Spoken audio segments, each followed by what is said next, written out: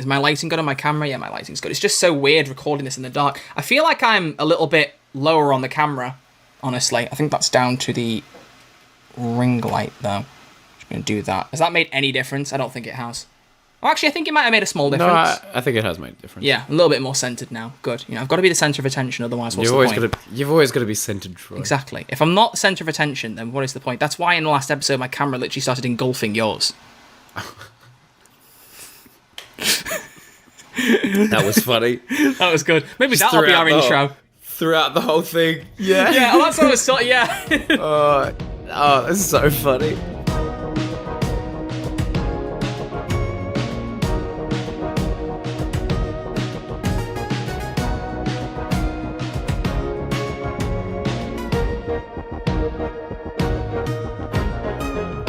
Hello and welcome back to Who's There, a Doctor Who podcast, the show where two YouTubers get together and talk about Doctor Who, and sometimes it involves your co-host staring at the camera for a very long period of time just to make the video listeners even more uncomfortable. My name is Troy, also known as Bernard Cribbins. I am one of your hosts, and with me, as always, is my Australian co-host. When he's not feeling ill, it's Crispy Pro. How you doing, my friend?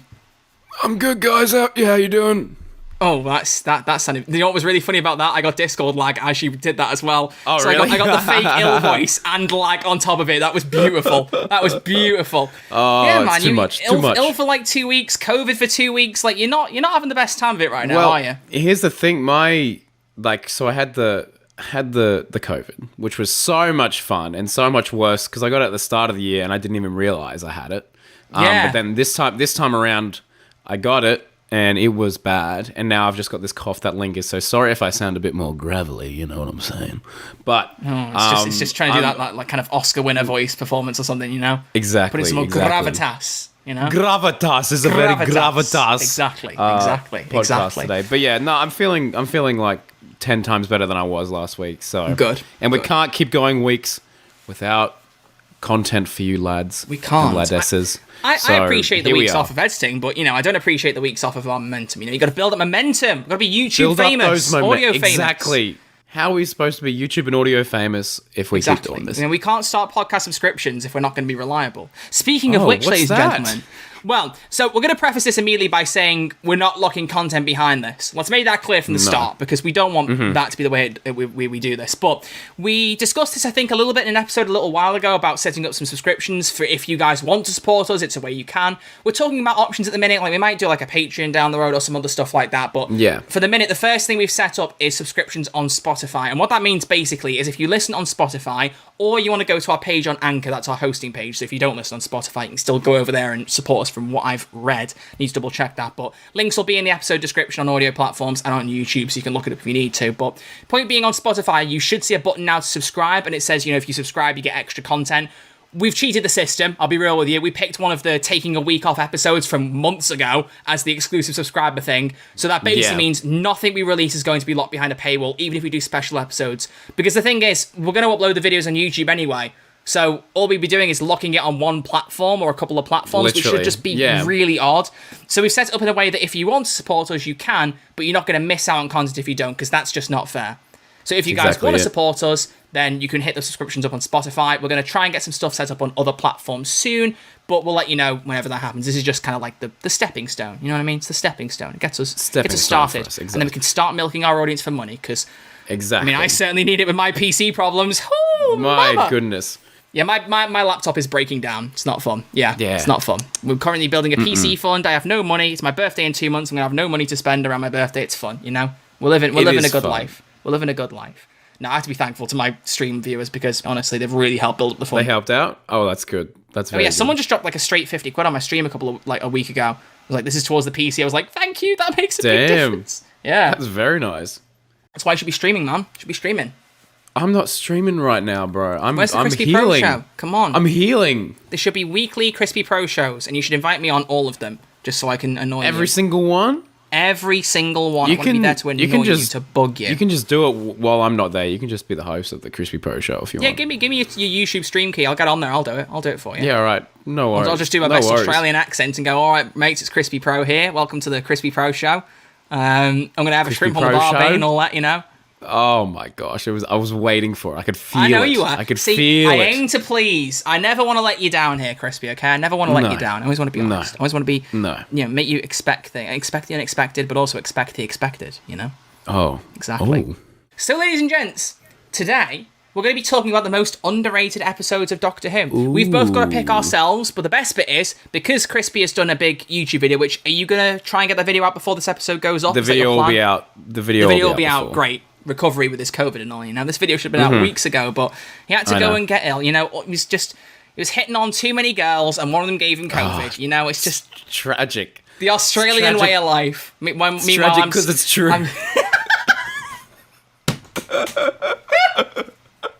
It's not planning you to agree on that one, I'll be honest with you. But we move very swiftly. Wow, it's more than I need to know. Oh, the things you say behind closed doors, Crispy. Oh, did you hear that? Did you hear that? What I was knocked that? 2 glasses together on my desk and it made this beautiful clanking noise. It was very nice. Hope you enjoyed that, audio listeners. You know, it's a beautiful little sound effect, beautiful.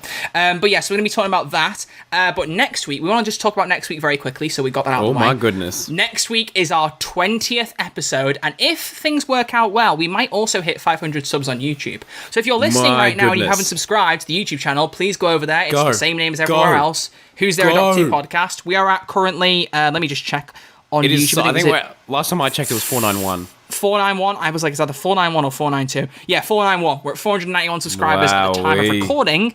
So if we can get to 500, that'd be very epic. We're talking about maybe live streaming a recording at some point. That could be really fun. So maybe like a day or two early, stream it on YouTube. Also makes editing easy for me because I basically won't be able to mess around with the audio file. I'll just download it and put it out as an episode. So that'd be nice.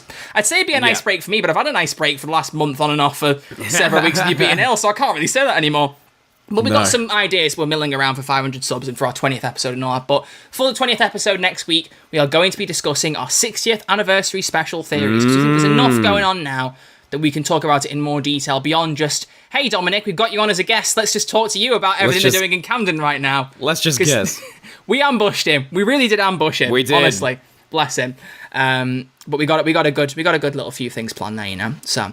we've got some news to talk about, but I think we probably should acknowledge the sad news first. Oh, yeah. I think we kind of have to talk about this because, I mean, it meant a lot to both of us.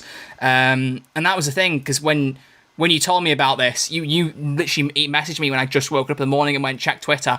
And you were like, I'm so sad. And I honestly thought you were saying it's a joke. Like, I'd check it and be like, oh, Matt Smith's coming back in Doctor Who, and you were saying it as a joke. And then I opened it up, and literally the first tweet I saw was regarding the news we're going to talk about, which is the passing of Bernard Cribbins, who you no doubt all know as the man behind Wilfred Mott. He was also in the Peter Cushing... was he in just the second movie, I believe? He wasn't in both. I can't remember which one it was, but yeah, he's definitely I know he was in Daleks Invasion Earth 2150 AD, because that's the one I've seen. I don't remember if he was in the first one, but point is he's been around about in Doctor Who for a while, but everyone knows and loves him as Wilfred Mott, the iconic granddad of Series 4. And just, like, you know, one of the reasons that The End of Time is one of my favourite David Tennant episodes. Like, he just... so good. He elevated that so much. Especially, like, that scene on the ship with the gun and all that. And you've talked about that scene so much on this so podcast. Many times. I tweeted about it, like... yeah. And it's the thing as well is that, you know, the line now of, please don't die, you're the most wonderful man, and I don't want you to die. I'm never going to be able to hear that line again. No, without thinking of that. Because someone tweeted that clip out, and like I have no shame in saying that. Someone tweeted that clip, I watched it, and I was crying my eyes. I cried about 3 times that morning because it just caught me so off guard. We just kind of wanted to bring it up, pay our respects, and we'll miss you, mate. Yeah, 100%. Thank you for everything. Heartbreaking. I'm so sad I never got to meet him. Like, I'm not saying to make it a selfish thing, obviously, but that was my plan. I really wanted to meet him, and I knew, like, you know... You've said it on this before, and now I'm so sorry that's no longer the case. There was a thing I said, you know, bless him, he's lived a long life. I mean, he died, he was 92, was he? 93. 93, yeah. Because that's sort of thing, I was so surprised he was still doing conventions, but... yeah. If anyone doesn't know, if you weren't around when we were recording the first few episodes of this, I had booked originally to see him at London, what was it called? London Comic Con Spring, when I met Jodie Whittaker. He was going to go to that con in February, and he cancelled. He then postponed it to London Film at Comic Con in July, and I thought he'd gone to it, and I ordered an autograph, and then Showmasters just cancelled my order a week or two after, and I was wondering what was going on. It turns out he didn't make it to the con. They didn't tweet about it, so... Wasn't meant to be. I really, really wanted to meet him, and I'm really sad that I'll never get that chance now. Because when I made that photograph order, I put a message in there just saying, can you please, just say something to him when he goes to sign it, that I'm a huge fan of his, I love him as Wilf, and I really hope to meet him at some point, but I just couldn't meet him at this con. Like, I left that in there thinking, hopefully they'll pass it on, and then that's a little something then, and he's, got a special wording. Because it's one what I'd have said to him in person, but... Yeah, of course. It's just a real shame. It's a real, real shame, so... No, it's a big loss to the Doctor Who community, and me and Troy's condolences go out to the families and everyone. Hugely. But yeah. It's a really heartbreaking thing. So it's just not a sad thing. It's not a nice thing. Sorry, not a sad thing. It's a very sad thing. So I wanted to touch on that first because I didn't want to kind of, go too far in the episode. Gloss over it. Just wants to touch on it and just kind of cover it because it was important to both of us. But we have got some other news to talk about, so we're going to, hopefully not jarringly, swiftly move on to some other news topics. Lighten up the mood a little bit. Exactly. We've got 4, maybe 5 different things to touch on, so we got to steamroll through this stuff. We've got to steamroll through this stuff. Let's get through it.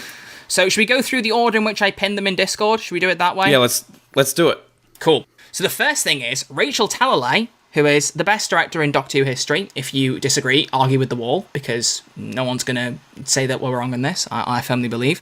Rachel is directing another episode of the 60th. It was confirmed. Someone said on Twitter, is this for reshoots, whatever? She went, it's not reshoots. We've not done reshoots. Is it episode 3? It must be, because they did switch director, didn't they? Rachel directed an episode, and then they had another director. Second director come in, and then she's back. But Rachel Talalay did get COVID as well. Yes. At some point. She was directing from home at one point. Yeah. So... But, I mean, hey, they're still filming 60th stuff, and it's been a while, folks. It's been a while, so I think there's a lot of credibility to the 3 special idea. Yeah. But it's exciting. Welcome back, Rachel Talalay. Come on. Welcome back. And that leads very nicely into second thing. What's the second thing, Crispy? Oh, well, David Tennant is still sporting his doctory hair, and he had to cancel an appearance at... What con was it? Emerald City Comic Con, which I believe is in Seattle. I think. Oh, there you go. He's appearing, I think it's meant to be mid-August, but he cancelled it. Yeah, he had to cancel it. So it's very much under the assumption that it's because he's still filming Doctor Who, and there was a conflict there. So that's all still very exciting. Very, very exciting. But yeah, I don't know if there's much else to that news. Everyone's just seen him with Doctor Who hair in his trailer. I think he released a video. Yep. He recorded the video in his trailer with the hair and the sideburns, and you could tell, he had a big puffy jacket on, but you could see, the shirt underneath. Yeah. And it was kind of you're in your Doctor Who scrubs there. We know that. We know that that's the reason. Yeah, we can see that, He just wasn't saying it for obvious reasons. But yeah, so there's still 60th stuff going on. I mean, this has been going on for a while now. I mean, we joked. It has been going on. It was during the recording, wasn't it, with Dominic? I mean, when was that episode? When did we film that episode with Dominic? That was 2 months ago? 2-3 months. It must be more like 3 now, because we've had... Crikey. 5 weeks gap, and that was episode 13 with him, and this is 19, so yeah, about 3 months ago-ish. So yeah, this has been going on for a while. It's very cool. It's very, very cool. Very cool. So just, more David content. Can you complain? Well, some people Absolutely on Twitter would suggest that you could, but you can't. Next on the news agenda, moving away from the 60th episode slightly, is a confirmation that both came from a Twitter post and then later the Doctor Who magazine that I really, really hope I pronounce this right, unless you want to save it and make sure if you know it with confidence better than me. I don't want to say his name wrong. Segan. That's how I assumed. I was going to say Sagan, so I don't know if it's Sagan. I don't know how you say it. I've always just said it like that. Yeah, Segan's probably right. I said Nkudi, so... Who knows? Yeah, you did. I'm not very good with my pronunciation, so... Yeah, Segan then. We'll go Segan Akinola, the composer for the Jodie Whittaker era of Doctor Who, has confirmed that he will be ending his time as lead composer with the release of the Centenary Special in October, ? We still don't know. BBC, it's 2 months away. Please do something. Come on. Give us a post. Give us a title, please. They won't promote Doctor Who, and they've just cancelled Mock the Week. That's 2 reasons to be angry with the BBC this week. Not with your friends, but... Yeah, they've cancelled, because you know people, don't you? You got to be careful we don't annoy them, We don't want to annoy your friends in high places. No. I know. But yeah, they've announced they're cancelling Mock the Week as a side note, and I'm very upset, because that's been one of my favourite shows for 10 years. Yeah. Definitely been watching it for longer than I should have been, age-wise, but always loved watching Dara O'Brien mock politicians. Yeah, it's always been a fun he's time. so good. He was in Australia not too long ago. I think my parents went and saw him. Yeah, I've seen him live. He's phenomenal. He's phenomenal. Yeah. But yeah, so point being that, we despite us not knowing the 60th details, we know that also Segan is leaving at the same time as Jodie. It's with Chris. According to him, he had the same kind of deal. Once Chris and Jodie leave, he's going to... Yeah, it was half expected. It's a shame, though, because I think his stuff went really underappreciated, which kind of works with our title today with the underrated episodes, I guess. Yeah. But I think he's an underrated... I think I really... Like, I went and watched Woman Who Fell to Earth again the other day, and I think the soundtrack in that is so strong. It's so, like, brooding and dark, and I'm like, this is so cool. And I like, was expecting more of that from the Jodie Whittaker era. And there have been some highlights. Like, I really like 13's theme. But... Like, yeah, I think he's very underrated, and I just think everyone... Spyfall. Sorry? Spyfall is quite the highlight of his work, I will agree. But, yeah. Even though it sounds like Kylo Ren's theme. Even though it sounds exactly like Kylo Ren's We've been over this. I know. If you haven't heard this before, just... listen to the main motif for Kylo Ren and listen to the Spy Master thing, you know? Kylo Ren's is like dun dun dun dun, and the Spy Master's is dun dun dun dun. Like, it's really similar. It's there. You can really mash it up. Definitely not intentional, but like, it was still funny. No, it's still good. Oh well, I hope he enjoyed his time. That's the thing, though. You know, it's that with Murray Gold being as loved as he is, I think that definitely impacted people's perspectives. Lo and behold, like when new doctors come in after beloved doctors, even if the BBC claims they weren't universally loved, moving on. Wow, I've really got out for the BBC today, haven't I? Good grief. Yeah. Sorry. But yeah, he's done some really, really good stuff. Like, is it as good as a lot of Murray stuff? Maybe not, but that's down to personal opinion. There'll be people who will argue either way. Very, very quickly, because obviously we don't want to spend forever on the news, I've got a question for you, because I saw Twitter up in arms about this, and I want to know what you think. Should Murray Gold come back, yes or no? No. I agree. Okay, cool.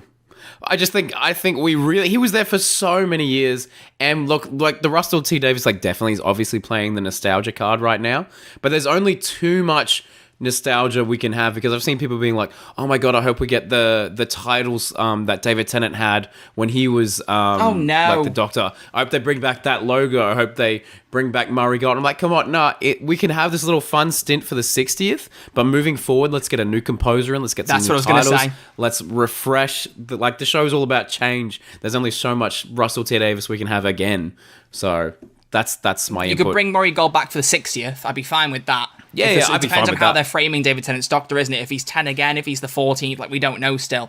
But if he is, like, kind of reminiscent of 10, like, even if he's the 14th Doctor, but Donna's back, like, is his personality going to be the same? It's the same face. If there's going to be repetition like that, bring Murray Gold back. And even then, the intro, could be similar. They could do the same red and blue vortex with a new logo or something, like, just to spruce it up. Yeah. But as soon as we get to, like, Shooty, it needs to be new. I think, if you want to bring Murray back, do it just for the 60th, then get rid. You know, he's fantastic, but release the Series 10 soundtrack first, man. Like, come on. He tweeted out saying, we're nearing the release of Series 10 soundtrack, and then he just deleted his Twitter. Yeah. He's like, I can't make this promise. No, see ya. But yeah. Disappointing. Very, very disappointing.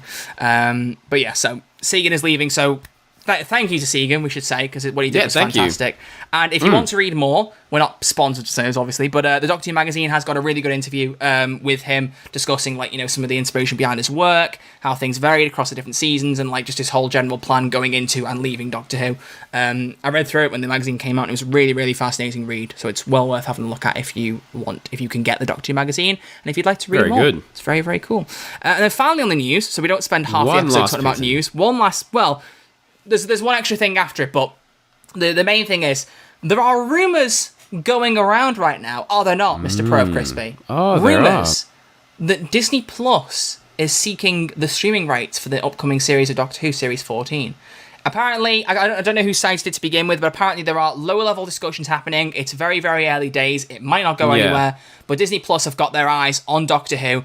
No doubt because Shooty's been announced and all this stuff, like they're trying to push this global appeal. And if Disney Plus lands streaming rights, bellissimo. Oh my goodness, thank you. Because this is streaming rights. It doesn't mean it's not going to be on the TV. Like, it no doubt will be, and that no doubt means it should still be on BBC iPlayer, question mark? No, okay, so what I imagine from this would mean is that, like, it would air in the UK, everything as per usual, go on BBC iPlayer, but then it would go out to, you know, Disney Plus's millions of, subscriptions directly after it, which is great because I was watching Mr. TARDIS did a stream talking about this the other day, and he was like, this is great because, you know, people in Brazil, like if they're only like up to Capaldi right now. They haven't had any Jodie Whittaker episodes like actually air on their like waves right now.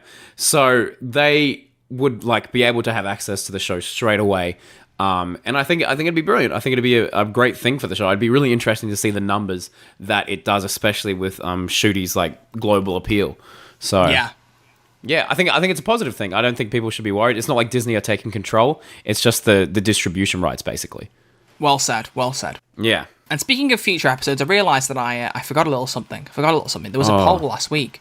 Or week before. Or week before that. Sorry, week before that. Poll? I couldn't decide what to make the poll because there wasn't really anything from the episode that would work. So I thought, let's do another general poll and let's ask our audience, when do we think we'll learn the title of the Doctor Who Centenary special? So it's a good thing to kind of tie things up.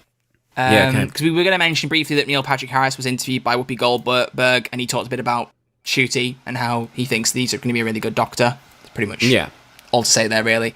Not much there. But the poll had the options of July, August, September, October, November, because yes, the poll went out in July, so obviously no one voted for it though. 26% said August.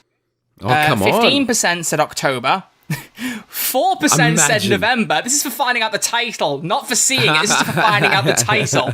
But the most common response was 56% with September. So just over half the people who voted think September is when we'll find out the title. Hopefully that linking to Russell's confirmation that the 90-minute episode will be airing in October. But we'll see, I guess. And we'll see. Yeah. That would be leaving it a bit late for the marketing. I think they need to be pushing it a bit sooner than that. You know, like, we've both talked about this, that, you know, people were complaining, saying, oh, the marketing's not been very good, but the episode has been quite far off. I think asking for too much marketing too early would be silly anyway. But we're getting to the point now where maybe they should start teasing it, you know? If it is coming out in October, that's 2 months away now. Little teasers, you know, do a find the Doctor campaign thing again on Twitter, but give us a better reward. You know, like something like that would be really, really cool. Rather than just giving us a picture of Jodie, a good picture of Jodie, but for all the effort, was it worth it for one picture? Who's to say? Who's to say? Doctor Who's to say? You know, Doctor Who's to say. Oh, I'm so funny. But yeah, so. We're going to have our usual poll and Q&A, obviously, based on the episode. The Q&A will be related to what we think is going to happen for the 60th. I should have said that, but that no doubt will be obvious to your listeners, and you'll see it on Spotify anyway. But I think we've spent just over 20 minutes talking about the news. I think we should probably, you know... Let's get on with it. Talk about underrated episodes, you know? So, I think the best way to do this, personally, is we talk about our underrated episodes for a little bit, and then we just, whatever time we have left, we have audience responses, because you got a ton on Twitter. I think you had like 150 replies. I got over 100 and something, so thank you, everyone. That was unexpected from a throwaway tweet. Yeah, exactly. Well, it wasn't a throwaway. You wanted it for a video. You knew it was going to do well. Don't lie to me. Don't lie. Maybe. Don't lie. And we got 16 replies on Anchor. So what we might do is, like, you know, if we start running out of time, we'll just dash through episode names people have said, and maybe not their reasoning, but I might put the reasoning on screen for the video versions, whatever. We'll see. So let's talk about ours first. So, Crispy, do you want to go first? Do you want to talk to us about what you think the most underrated episode of Doctor Who is? Again, this is modern era, because, obviously, we've not seen classic. Soon. I think it's going to be more about episode 22-ish era. Soon. Like time frame. Classic Who stuff is coming soon. Don't you worry, folks. It's going to be a big, scary thing for both Troy and I, and we appreciate your support. Going to be shaking.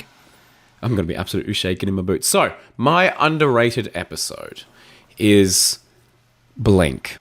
I'm kidding. That's universally praised. I was going to say, you told me it was a Matt Smith episode, and I was like, hang on a minute. Do you want to give me clues as to what it is? No, just going to go right out with it? No, I can. I can. I already told you it was a Matt Smith episode. Okay. It involves memory loss. It involves a Matt Smith getting mad scene. It involves implications of vomit. It involves... I feel like... Is it Series 6? No, it's Series 5, mate. Implications of vomit. Matt Smith getting angry. Oh, yeah, of course. It's Beast Below. Yeah, it's the Beast Below. Beast Below. I was like, I know this. Memories, yeah. What did you think it was? For a minute, I was thinking it was the Almost People, because I was thinking him getting angry, implications of vomit. Maybe you were saying about the slime, the doppelganger. I was like, maybe. But I was like, this doesn't quite work. Beast Below. Interesting. Yeah, interesting. 100%. I think that's a very underrated story. I watched that not too long ago, and I think it is quite strong. But Stephen Moffat's gone out on record saying, "Oh, that's probably one of my like weakest scripts. He does not enjoy that story that much." But I think it's quite good. I think it's quite telling, and I like the reveal at the end that stop harming the thing that came to save you, you big idiot. If you were very, very old and very, very kind and the very, very last of your kind, you couldn't just stand and watch children cry. I mean, get that on a t-shirt, mate. Get that on a t-shirt. I think it's a really, really well-told story. I think it's a nice introduction to Amelia's and the Doctor's dynamic there, and I think it's she's Amelia. Hilarious. She's not Amy. She's Amelia Pond. Oh, sorry. Amelia Pond. We're on formal Amelia terms. Pond. Oof. Yes. And I like that. I think it's funny that she's in her pajamas for the whole episode. I think that's an underrated aspect. I think that's really, really funny. And I don't know. I think it's good, and it's nice that Amy gets to save the day in the second episode. I think that's really, really cool, and kind of sets up her nicely, being like, oh, Amy doesn't mess around. She's quite switched on. And at least it doesn't end with her trying to make out with the Doctor. So that's I was about to say, and then a couple episodes later, she has some questionable things. But as for the time being in that episode, she is quite good. She is quite good. But yeah, so that's my one. Troy, do you want to give me some hints to your one? That's a good pick. Well, I haven't even told you. I'm not going to tell you the Doctor. I don't think. I'm gonna make it really difficult for you. That's all right. Make it really, really difficult for you. How many DVDs are in the episode? There are lasers involved at one point. Ah, I've got it. Which one? It's Blink. Imagine if you got it then. I'm struggling. I'm lasers. Lasers are involved at some point. That's so broad. Ready for your next clue? Yeah, I'm ready for my next clue. Everyone play along at home, please. At one point, the Doctor has a gun. That probably narrows it down a bit too much. What? The end of time? No. Oh. Don't say Hellbend. No. Okay. No. They're all fighting over ketchup. Well, not quite, but... Ketchup. It's a really, really bad joke, and it'll make sense once I tell you the episode, but... Is it? It's a bad joke. It's a really bad joke. Think about what ketchup is, what it's a type of, and then try and think about an episode where they were fighting over something like that. Fighting over sauce? What? This is not a good joke. If anyone's already got the episode, they're sat there cringing right now. I'm so sorry for this. Sauce? I'm so sorry for this. Sauce? So there's lasers. The Doctor holds a gun and there's some fighting over sauce. Rose? I don't know. There's dad shock in it. Dad shock? Father's Day? No. I'm just going for Eccleston. I feel like it's Eccleston, but it's not, is it? It's not Eccleston. Damn it. I really honed in on that idea. Do I have any more clues? I really want you to guess it from the clues. I'm trying to think of any other clues I can give you. Fighting over sauce. What episode avenges the Ketchup Dynasty? There are two companions. Is it Amy and Rory? No. Two companions you don't typically think about being put together, but they were at one point. It's... Okay, I give up. If you can't get it now, I'm just going to tell you the episode. No. Is it Donna and Martha? It is indeed. Therefore... Is it the Zontaran strategy? No. The Doctor's daughter? Bingo! What's the sauce? The sauce is the thing that, terraforms everything. It's literally called the sauce, but it's not called the ketchup sauce. Oh, they call it the sauce. The sauce is in, the sauce of everything. I always make that joke, so whenever they say it, I just think of, YouTube videos with the sauce and all that. I just always think of, sauce like ketchup. So I always make a joke that they're just fighting over ketchup. It's a really bad joke. So funny. But there are lasers. Jenny jumps over the lasers. The Doctor puts the gun at the old general. He has dad shock. At the end Donna talks about dad shock. Oh my gosh. I thought about it. I'm so thick. I'm thick man from Thicksville, Thickania. Yeah, David says he never would, but I think your skull is wood. See what I did there? What? My skull is wood? Yeah. What are you eating? Are you having a strepsil? I'm having a strepsil. Live on stream for everyone. He's prepped. He's prepped for the recording. Yeah. He's all good. Mm-hmm. The Doctor's daughter. It's one of those weird things where we've talked about this a bit before. And we're not actually that far off from talking about Series 4 probably, because the Series 3 Looking Back episode is coming soonish. But coming very soon. Very, very soon. Wow, your voice went so much deeper then. Yes. Wow. It's like we're in a call with Sean Connery or something. Yes, we're talking about the Doctor's daughter. I can't do the Sean Connery impression. The only impression I've ever heard was Barney's impression in How I Met Your Mother. He's like, yes, that conquest was most enjoyable. Like, it's just not... like, I have no idea if that was even a good impression. I've just based it off of that. Like, it might be awful. Yes. But no, so, like, with Series 4, it's one of those series where I feel like, you know, there are a lot of people who will argue there isn't a bad episode, but often if people pick out what's your least favourite episode, they tend to say The Doctor's Daughter. They might also say The Unicorn and the Wasp, and that's also one that's, you know, a bit... But I love that one. I love that. I've never backed that. I've never backed that being a weaker episode.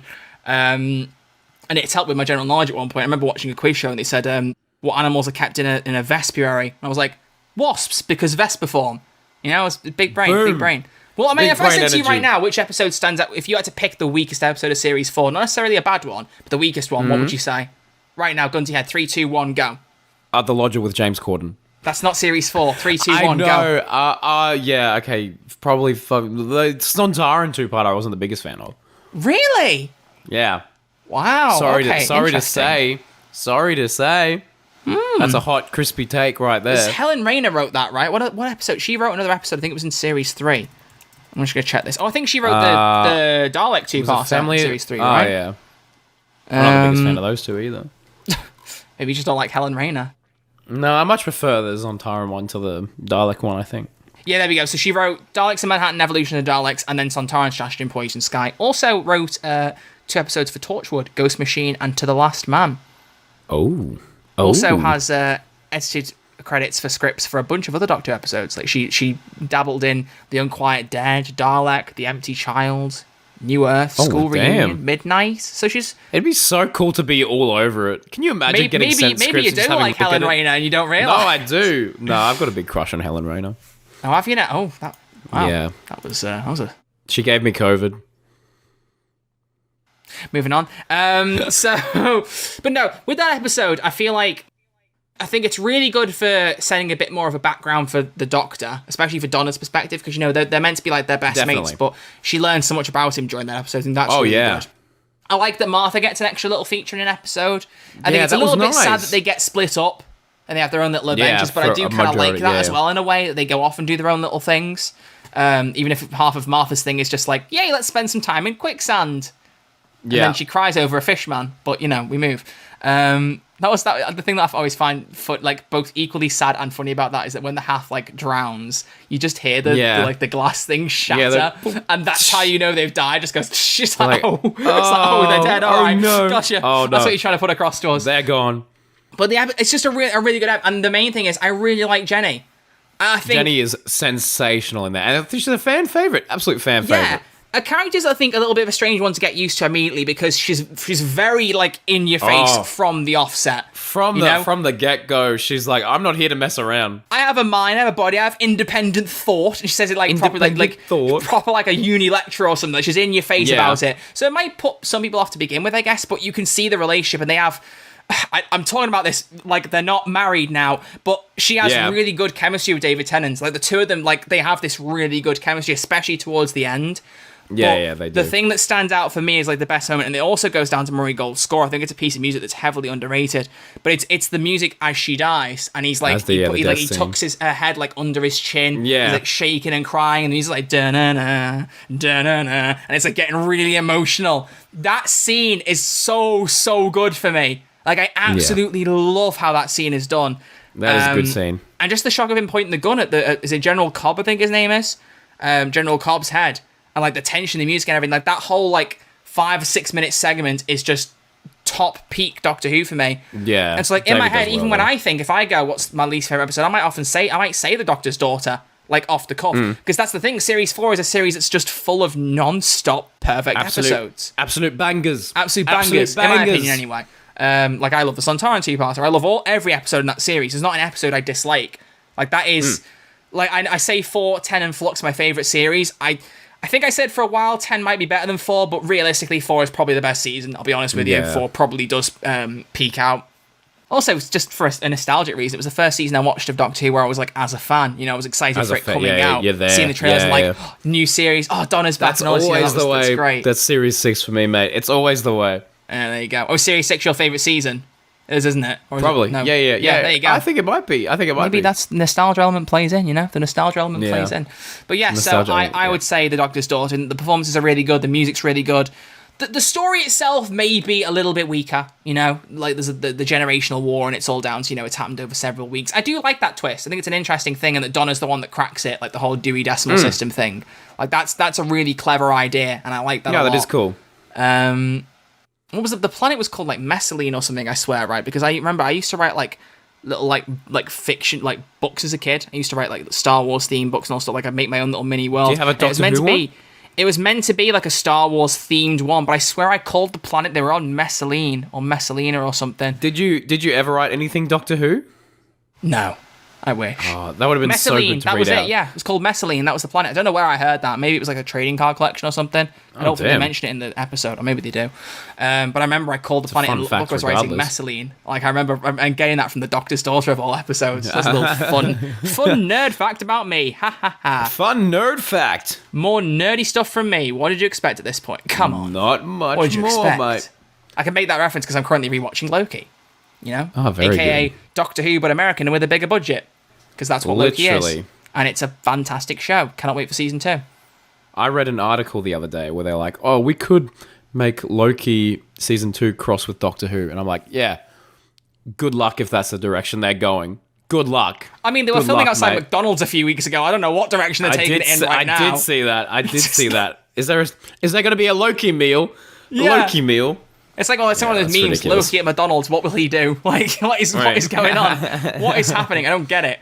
And we're going to have to be very careful I don't spend 20 minutes talking about the Marvel slate, because, wow, that San Diego Comic-Con panel was they really amazing. Whipped it all out. Hey, I went to bed early, because it happened at 1 a.m. my time. I said to my mum, I was like, do you want to watch this panel with me? Like, because someone uploaded it on YouTube. I said that. I was like, someone's bound to upload it on YouTube. I was like, do you want to watch with me? She was like, yeah, why not? So I put my phone on Do Not Disturb. I went to bed at midnight. We both got up and put the YouTube video on and watched it together, like the whole hour thing. It was so much fun. So it was lovely. You didn't see any of the...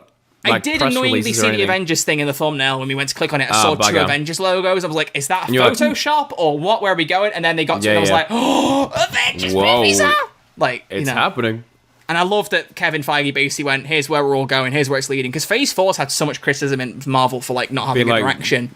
So directionless. As if Phase 1 wasn't the same thing, where it's like, here are a bunch of new characters, here are and we're going to sprinkle things in. Make them all come together, It's very silly. Anyway, but regardless.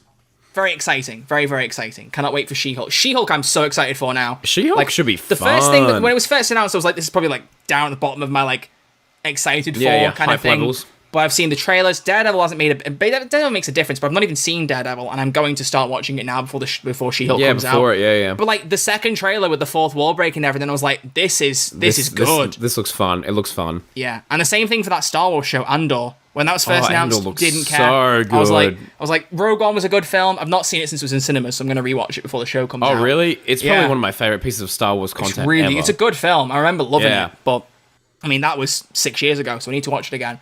It came out in 2016. Do you feel old yet? I do feel old. I remember going to the before cinema Jodie was the Doctor. It was so good. Yeah, before Jodie was announced as the Doctor. Yeah. Damn. But I remember hearing the show was a thing, and I thought, I'm not really that bothered. Saw the new trailer for it. I was like, no, this looks amazing. Nah, it looks very nice. Literally. Oh, beautiful. But before we go on a sidetrack and do another special episode... Sorry, everyone. By the way, thanks to everyone for listening to that special episode. We know it didn't do quite as well stats-wise, but it's an interesting experiment. It wants to see, where people would tune in for extra stuff. And there was definitely, even if it was a smaller audience, still an audience who cares. There was still an audience there, so we will do more. We were going to do a Miss Marvel one, but I feel like it's probably not worth it now. It's been a few weeks since that ended. Blame Crispy, it's all his fault. I still haven't seen it. You still haven't seen it? Still haven't seen the end of it. Oh my, the season finale is so good, dude. Watch it. I know, I've heard many good things. Watch it. Right now? Okay, sorry guys. Troy's going to finish up the episode. I'm going to watch Miss Marvel. Alright. Beautiful. If you know, you know. Anyway, so we've talked about our underrated episodes. You don't know. You think you do, but you don't. So, we're going to talk about... You don't. Trust me. Everyone who's listening knows you don't. Everyone has spoiled it on Twitter for me. I know it's coming. Oh, forget it then. All right. I was doing a little X-Men theme to hint the mutant thing from the episode. So you spoiled that for yourself, you dummy. It was right there on my feed. Yeah. And then when Captain Marvel came on screen, I was very, very excited. What? Oh, wait, was that... Oh. I mean, it's literally my profile picture on Discord. You must know. I know. I was going to say, when she showed up the screen, she went, oh! I was very excited. Oh, let's go. So now we've talked about our most underrated episodes and spent 5 minutes talking about Marvel, as is the way with at least me. As was expected. We're going to pull, I think what we'll do is do about maybe 10-ish minutes from Anchor, 10-ish minutes from Twitter, pull both. Yeah. You know what I mean? Maybe do that. I don't know how we're going to factor YouTube comments in here. Maybe let's aim for 5 or 6 minutes from each, then maybe you can try and pull out our YouTube comments too, because I want to include them more. So, do you want to go with the Twitter responses? Because they were on your tweet, and, they're directed at you. So, pick out some. So, you had a look, because obviously you've not recorded the video yet, but you had a look at, like, general trends, right? Yeah, these ones, some will be in the video, some are not, so I just thought it'd be a nice little way to include some more responses. So, do you want me to just get going? Yeah, I'm just getting the YouTube comments up in the background so I can pull out a couple for later. So, yes, right. What is our first Twitter response? Go for it.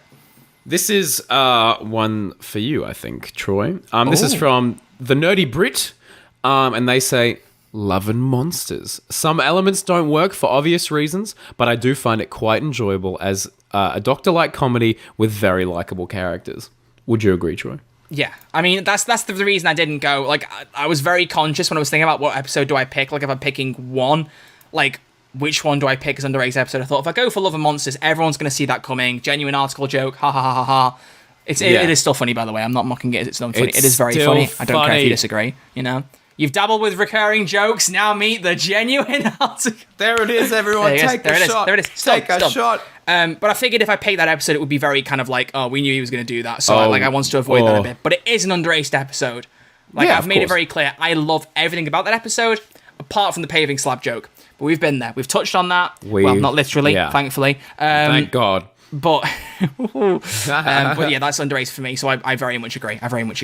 What else did you have in your replies? What was another pick? Oh, we've got so many. We've got one here from Marshall that has said, a really good choice here, that has said, "Thin Ice is brilliant. One of my favourite Capaldi episodes. Doesn't get the love I believe it deserves."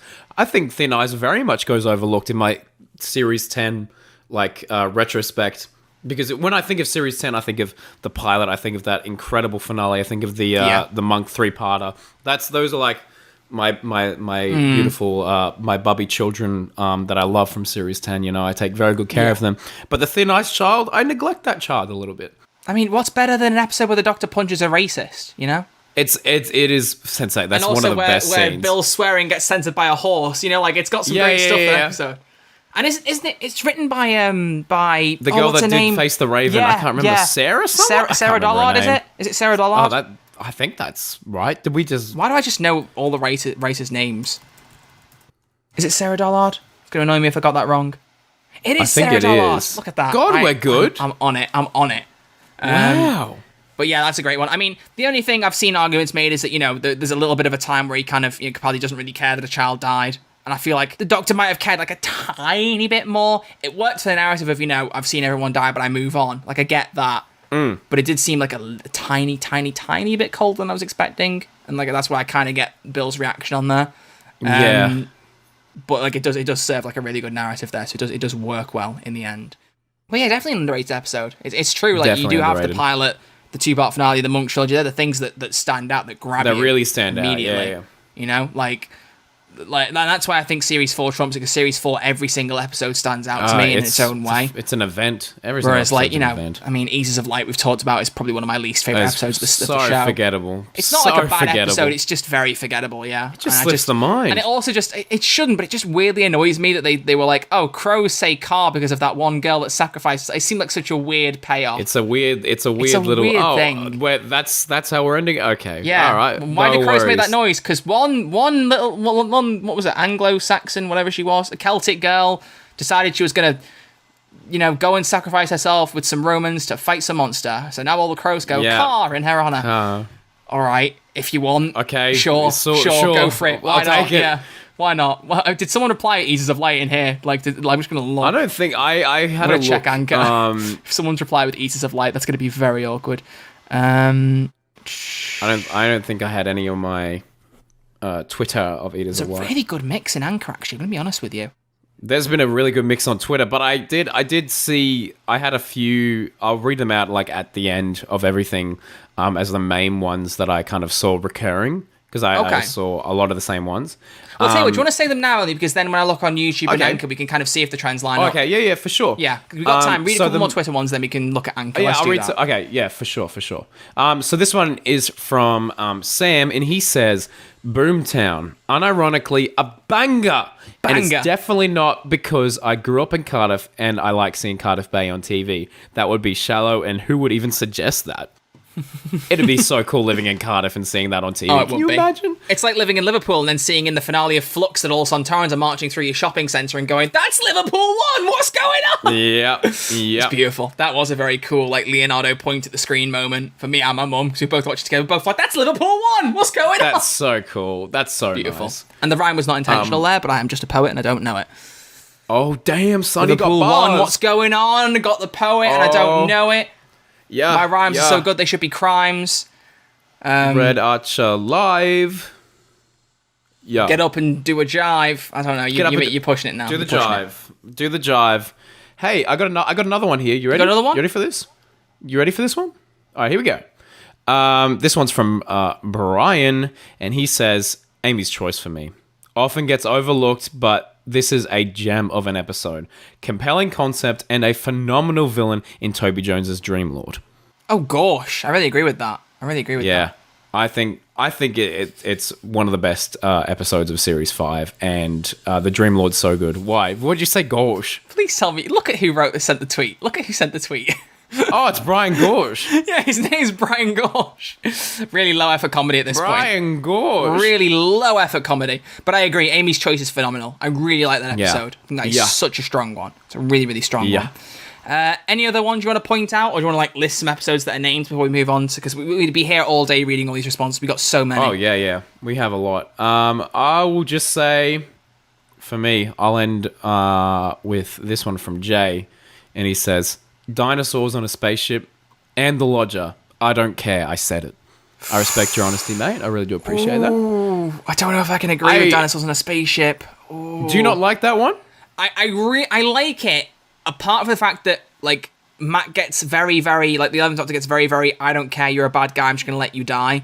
Solomon, yeah, the ending's weird. Very the ending's very strange. But I like the whole mix of characters and all that, and I think that's still I think quite it's good. a fun episode, but it was a strange time to have a dark ending.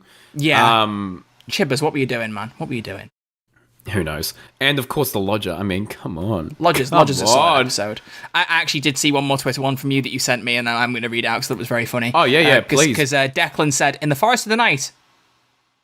Just joking. I'm going to throw in Series 5, Victory of the Daleks. Fair enough. Nice. That one gets so much flack. I love that episode. But that's because I love the Paradigm Daleks. Like, I just loved that whole reveal. Like the and M&Ms. then hated how it went nowhere. What was the point of the Eternal Dalek? Do you know? The Eternal Dalek? Which colour is the Eternal Dalek? Do you even know? Yeah, he's orange. No, he ain't. No, I have no idea. Stratagem? White was Supreme, yellow was Eternal, orange was Scientist, orange was Strategist, blue was Scientist, and red was Drone. I forgot the wrong way around. Blue was Scientist, right? No, blue was Buttercup, and then... I should know this. I have all of the Eagle Moss figures. Scientist was orange, Strategist was blue. Speaking of which, actually, I don't think I mentioned this. Eagle Moss have gone bankrupt. I meant to mention this. The guys who make the Doctor Who figurines, my Doctor Who figurines, they've gone bust. Really? With the amount that you've spent on them? Thanks for that. No, I had like 4 Flux figurines on order, and then I saw a thing that said like the website had gone down for maintenance, it was going on, and then it came out publicly that they filed for bankruptcy or for administration, and I don't think they found someone to take over the business, so I think they are going to fully go under. And then Forbidden Planet emailed me and went, this order's been cancelled, this order's been cancelled, this order's been cancelled. I got like 6 emails for all like the Flux figures just all being cancelled. And it was very, very sad. So I'm hoping the people who were put out of a job manage to find alternate work, because it's not a good situation at all. But we're going to move on to the Anchor responses. So there's literally 16 here. I'm not going to get through. Oh. Did you want the just quickly the ones that I kept on seeing? Oh, yeah. What were the trends? That's what we were going to say, the trends. Okay, so the trends, as we mentioned, Love and Monsters and Boomtown got a lot of praise. Okay. And then two that I were not necessarily expecting that I kept on seeing were Let's Kill Hitler and The God Complex. So The God Complex I get. Yeah, Let's Kill Hitler was a surprise to me. That's a great episode, the God Complex, but I feel like people don't talk about it very much, so it makes sense. Let's Kill Hitler. I'm gonna be honest. I've always loved that episode. Is that a hot take? That's not necessarily a hot take. I thought that episode was phenomenal. I've always loved it. I thought it was always brilliant. It's a wacky concept. Telling Robbie to put Hitler in the cupboard is not something I ever thought I'd hear, but it's still really, really good. I really, really, really like it. I think it's a solid episode. The introduction of River. People argue that Mel's was a very shoddily introduced character. She should have been built up. I get it, but I also don't. Cool. I don't hate it. I like it as it is. She didn't have to be introduced. I mean, we just come off the cliffhanger that River was their daughter. Were you going to tell me he was going to have another plot line on the back burner to introduce the next episode after a break? It seems like too much. I feel like seems like too much. Hang on. Can you imagine though? Like at the wedding or whatever, like Mel's is there. It would have been good if she, in fairness, that would have been cool if she'd been there. And then when we get to the what is it called? The Good Man Goes to War, and it gets to that scene where she's like, name the baby. And that would be kind of cool. Oh yeah, and that like would if be she nice. gets a mention, and then you're like, I mean, they did name their daughter after their daughter. And you're like, whoa. Which I love. Those compilations you see where like the doctor being an idiot for 10 minutes or whatever on YouTube. You get like, occasionally you get those like Comic Sans little like annotations on the videos. Yeah. The bit where he says that, he goes, "You named your daughter after your daughter." There's annotated Doctor Who, everybody, and I was like, yeah, that sums it up. That is Doctor Who. That's pretty much it. You named your daughter. It's a wacky show. After your daughter. It's just it's a wild line. It's a wild. But yeah, line. Anyway, so those were the ones I kept on seeing. So what is on Anchor, my friend?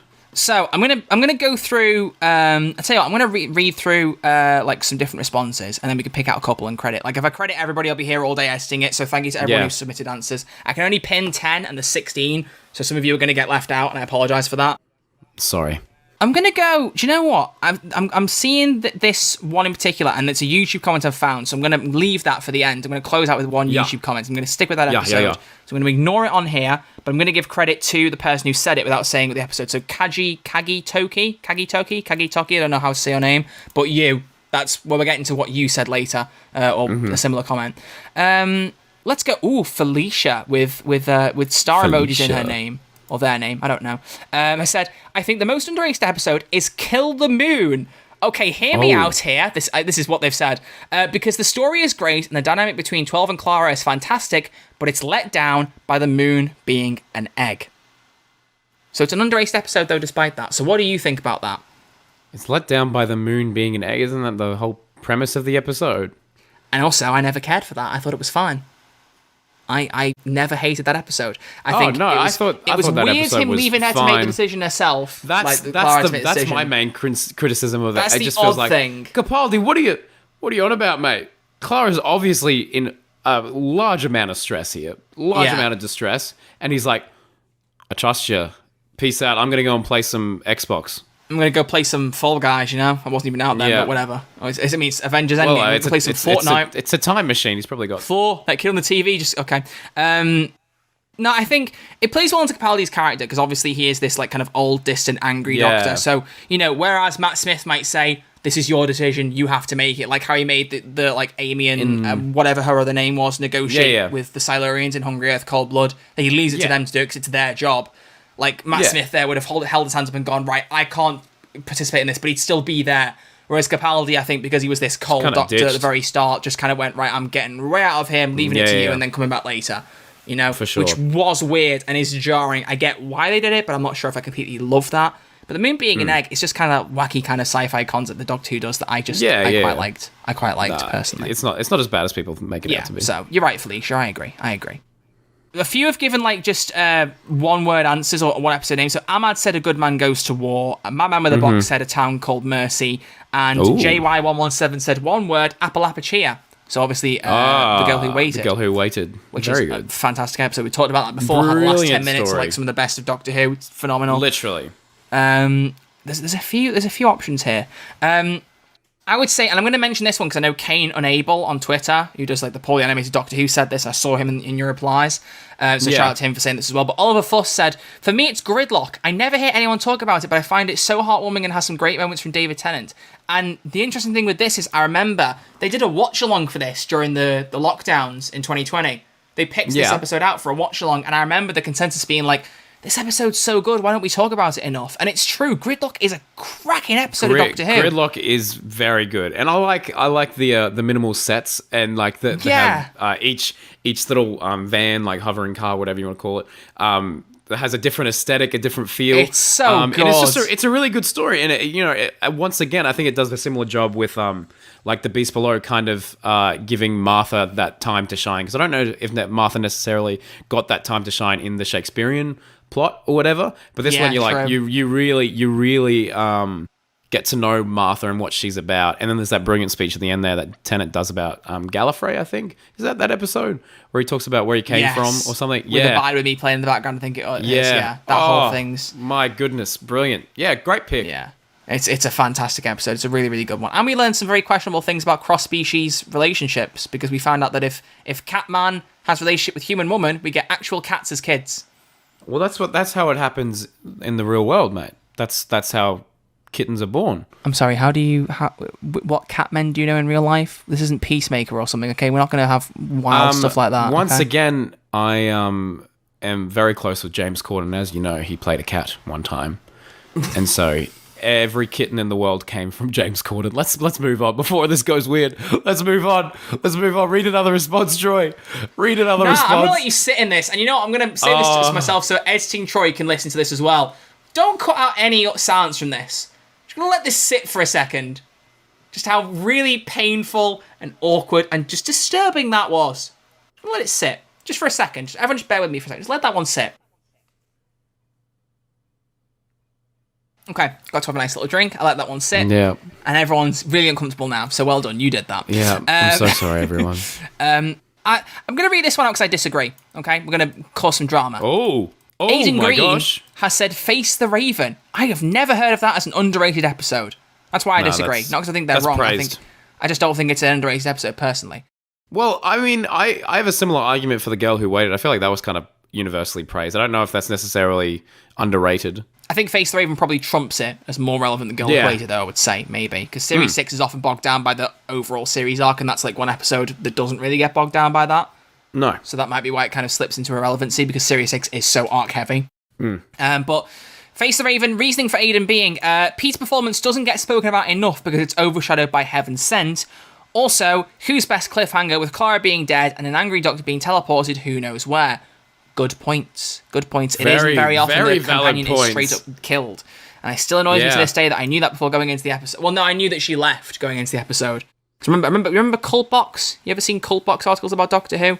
Yeah. They used to, I barely see them anymore, but they used to do like articles after an episode, like 9 tweets that perfectly sum up last night's episode of Doctor Who. I remember seeing that constantly for Series 9. And the caption underneath it, the subtitle was, Goodbye, Clara. I was like, oh, well, she's gone today. Didn't know she was going to die, though. I was like, wow. So that was different. But I'm not going to put all these on the screen because I'll literally be here, like, editing it all night. So I'm just going to shout you out by name, just so I can go through the response, because I want to shout out all the anchor responses. Hustway to Jack said The Unquiet Dead. Artyzone24 said The Rings of Akaten and the episode I'm going to get to on YouTube in a minute. Who else have we got here? Caddy DeLith, hope I said that right, said Town Called Mercy. Rhubarb and Custard said Under the Lake / Before the Flood. Ooh, good picks. Yeah, Tila said Husbands of River Song. That is a very good episode. I agree. That's actually, it might be a little bit underrated. Nice. Lewis Sutton Universe said Time Heist. Oh, Lewis. It is Lewis, not Louis. He's just put that at the end. My name is pronounced Lewis. Thanks for clarifying. I appreciate that. Minusich said Listen. I don't know about that being underrated. I almost think that's overrated. I like the episode, but I feel like people rave on that as one of Series 8's best, and I've never agreed with that, personally. But that's probably a hot take. Probably going to get flamed for that. I don't know. The one-time lady with the beautiful gay panic profile picture said Love and Monsters and Resolution, intriguingly. Resolution's good. Resolution's fun. I'll just slide it in. Said, really enjoyed the episode, by far Jodie's best New Year special. Hot take. I think it's my least favourite of the 3, but it's still really good. Really? I love the scene with Ryan and his dad. I love all that. I felt like, because Ryan was an unused companion. I've said this before. I've never been the biggest fan of Ryan, because he just felt like he was kind of there a lot of the time. But that was a fantastic scene. Good performance from Tozin with his dad. I loved that. Probably the highlight of his entire run. Genuinely. Yeah. And Arthur Botley said, every good episode of the Jodie era. It gets too much flack because people always focus on the bad episodes and don't focus on good ones, like It Takes You Away, Demons of the Punjab, and more. Well said. Very well. Well played. Well played. But we close the episode with the comment from YouTube from the Sci-Fi and Anime Gamer. I've not actually read this full comment. It's a long comment. Oh, wow. All right. But this is an episode that... And you made a statement earlier saying, please tell me it's not this. But Sci-Fi and Anime Gamer said, to me, the most underrated episode is Hellbent. I think it's actually a good look at how a relationship can become toxic. Two people who want nothing but the best for each other also bring out the worst parts of each other, with the Doctor willing to kill, in inverted commas, and Clara taking more risks. I also really liked how it let Clara go full circle and become the Doctor, albeit not entirely, and still have it to where she will always inevitably die. Then to flip the script and have the Doctor lose his memories of his companion instead of wiping the memory, the reverse, obviously, of Donna's exit, being a sad cherry on top of this devastating episode. I also just appreciate that there is not really a villain, but it lets the finale just focus on the characters, knowing that they can't keep going on together. That is a fantastic explanation. I'm hearting that, and I'm pinning that. I can't pin it right now, but... It's a really good argument. That's a really strong argument you for going, Hellbend. oh, please tell me it's not Hellbend, because you said that earlier. Like, please tell me it's not Hellbend. I said that because I didn't think it would be yours. Okay. Hellbend is one of those episodes where I feel like it is one of the most Marmite episodes in Doctor Who's history. Either you think it's disgusting and it destroys Heaven Sent and it's all for Clara. And probably bases on your love or hate for Clara. If you don't like Clara, you won't like that if you don't episode. like Clara, you're not going to like it. Yeah, good point. I honestly love that. I don't think it undermines Heaven Sent at all. I think it's almost beautiful that he did it all for Clara because of that relationship. It is. You were surprised by this when I brought it up, but like people have noticed that there is kind of a romantic relationship between Clara and 12th Doctor, but not in the typical sense of like Ten and Rose. It's like it's almost like an old married couple. They have the unspoken love. They don't really push it very far, but they have that. No. And that probably is something to do with what they say in the cloisters, which we'll never know. Stephen Moffat will never tell us what Clara told 12 in the cloisters. We'll never know. Who knows? He might come back after Russell. Oh, imagine. Yeah. Did you hear rumours about that, actually? I think I heard a rumour that Stephen Moffat might be coming back to write an episode for Russell. Series 14? Yeah, I heard that too. I hope that happens. I hope it happens. Absolutely. I mean, but what if it literally is history repeating himself and he goes, do you know what? I could take over again. Imagine. You know what? It just ends up being like Call of Duty, like the same three developers just swap in every title. That'd be funny. We just go, and then Chris Chibnall goes, oh my gosh. Is no one else, should I take the opportunity on this job? Like when he comes back again, it's just loops and loops and loops. Yeah. Vicious cycle.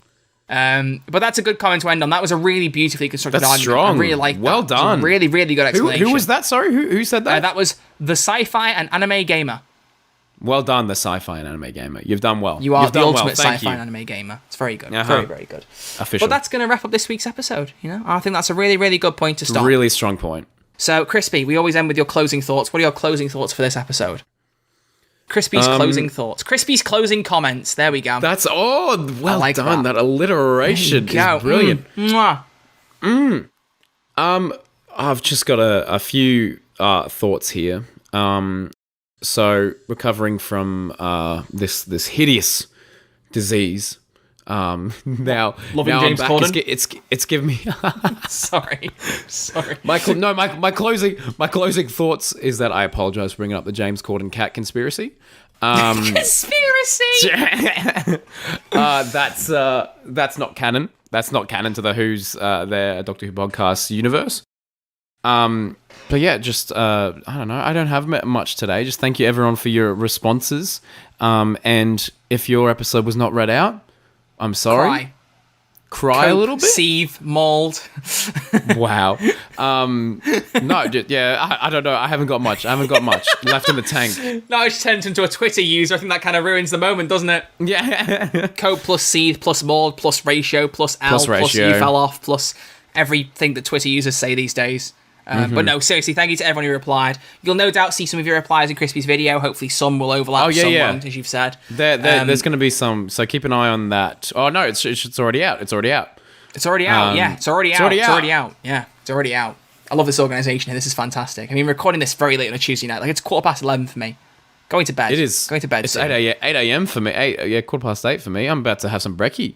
Go have some breakfast, yeah. You can have some cookie crisp. I'm not going to have some cookie crisp today. No, I'm going to have some bacon and eggies. Bacon and eggs. Right? Oh, wow. Look at you. I know, I'm treating myself. Drink like the raw egg in a cup. I will do that like if we hit 500 subscribers. Like I mentioned Peacemaker. I saw him do that in an episode of Peacemaker, and I was like, I forget that people like bodybuilders and stuff do that. Like, we'll literally just drink do that casually. Raw eggs. And I'm like, it's mental. You couldn't make me an egg if you did anything at all with it, like boiled it, scrambled it. I'm not an egg person, really. Oh, really? If you gave me an egg and just went drink that, I'd go, you know what? I'm good. Pay me 500 quid, maybe we'll talk. But beyond that, I'm good. I was about to say, I'll get your laptop. Would you drink an egg for a laptop? If you buy me a new PC, I will drink 50 eggs in front of you in front of the camera. 50? Yeah. Would you? Yeah. All right, I'll think about it. Just sends me 500 quid now, and I'm like, yeah. Did I say this? Did I say I would do this? Like, oh no. Go buy some eggs. I would do it. I'd do a lot for £500, but nothing incriminating. Okay. Nothing incriminating. Oh, very good. Very good. I would swear fealty to James Corden. All right, we're ending there before I say something incriminating. No, seriously. Thank you all very much for listening and watching. We appreciate it greatly. We will see you all next Saturday in episode 20 of Who's There, a Doctor Who podcast, where we talk about our thoughts on what might happen in the 60th anniversary special of Doctor Who, or specials. Sorry. Let's find out. Crazy. We'll find out next week. See you all next week. Thanks for watching, and Allons-y. Allons-y, baby. Allons-y.